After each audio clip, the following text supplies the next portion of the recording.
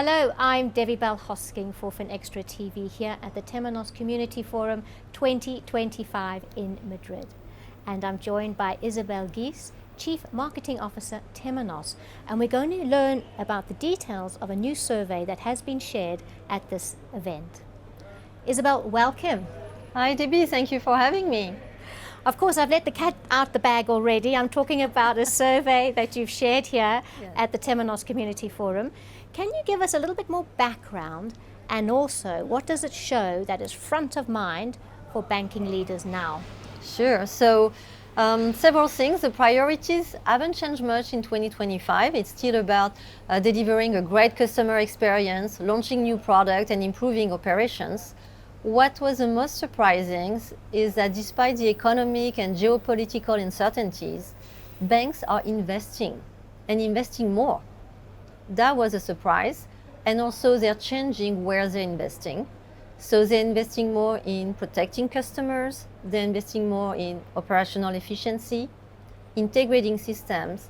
And number 4 was interesting is data analytics, because 80% of the leaders we surveyed say they are monitoring how their customers respond to the geopolitical changes. So investment in technology to better prepare the future, apparently. And I'm hearing a lot about the customer Yes. in your answer several times, which seems to be the way forward in terms of the technology investment. Staying with technology, Yes. we hear a lot about the potential of generative AI. How are banks looking at using this technology?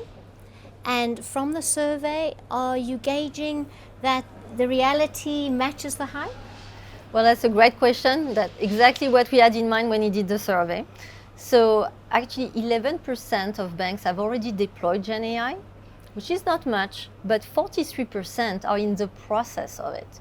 And suddenly you realize more than half of the banks we surveyed have already moved forward.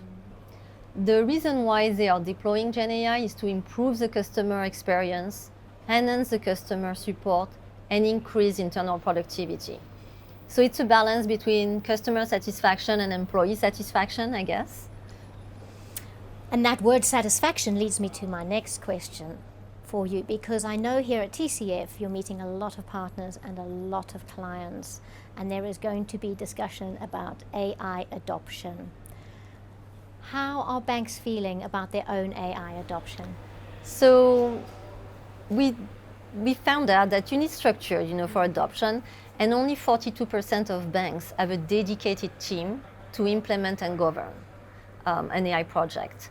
So the good news is when you have a team to govern an AI project, board members are participating into this team for 79% of the project, which is huge. And actually out of them, 99% are actively involved. So it's very important. The level of interest is very high in the organization. The sad part is though that, there is still regulations, and the regulations are still very early stage. And you need to also write good regulatory guidelines internally.